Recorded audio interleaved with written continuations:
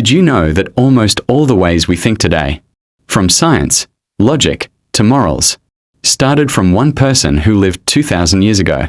He was not a king, not a soldier, but a thinker who taught the world how to think correctly. His name was Aristotle. Born in 384 BC in Tegare, Greece, Aristotle grew up in a scientific environment. His father was the personal physician of the king of Macedonia. So from childhood he was used to seeing the world through the lens of science, not myth. When he was 17, he went to Athens to study at Plato's academy, the greatest center of knowledge in the world at that time. For 20 years he studied there, absorbing all the teachings of his teacher, but also slowly began to form his own thoughts. Aristotle had an unusual habit.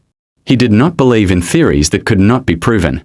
For him, truth was not a matter of who said it, but whether it could be proven or not. His famous sentence, "Plato is my friend, but truth is a greater friend." That means he even dared to disagree with his own teacher, Plato. If Plato believed the real world is just a shadow of the world of ideas, Aristotle said otherwise. The world that we can see, touch, and examine, that is the truth that must be understood. And from there was born logic, the science of thinking that we use until now. After Plato died, Aristotle left Athens and traveled around the Greek world. He taught, wrote, and researched in almost all fields: biology, politics, physics, ethics, art, even poetry. He was the first to classify animals based on their physical characteristics, the first to write about how governments can fail, and the first to develop a logical way of thinking, step by step, which we now know as a syllogism. But Aristotle's life changed greatly when he was summoned to Macedonia. King Philip II asked him to be a tutor for his son, a 13-year-old boy who would later be known as Alexander the Great. Imagine, a philosophy teacher teaching a future world conqueror. And sure enough, Alexander grew into a king who was not only strong, but also intelligent and visionary, the result of Aristotle's education. When Alexander began his massive expansion, Aristotle returned to Athens and founded his own school, the Lyceum. It was not only a place of learning, but also the first laboratory in the world. His students walked around the garden while discussing, writing notes, observing nature. And there Aristotle taught one important thing: all knowledge begins with curiosity. During his life, Aristotle wrote more than 200 works, although only about 30 still exist today.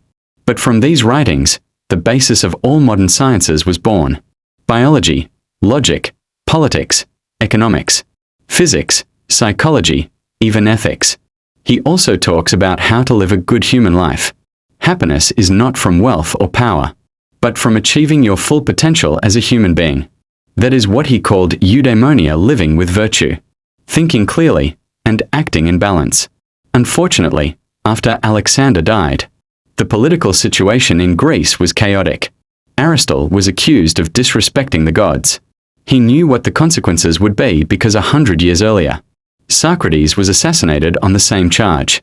So Aristotle left Athens saying, "I will not allow Athens to sin against philosophy twice."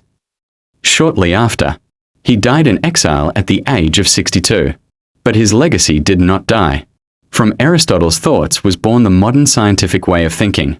From his logic was born the scientific method. From his ethics and politics was born the concept of democracy and morals that we use today.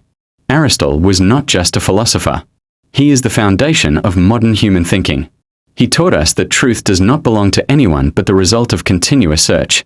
And perhaps the most relevant until now is one of his sentences: "The ultimate goal of knowledge is not only knowing but doing the right thing." If you like this story, please like, comment, share and subscribe so you don't miss it. Next video. Thank you for watching.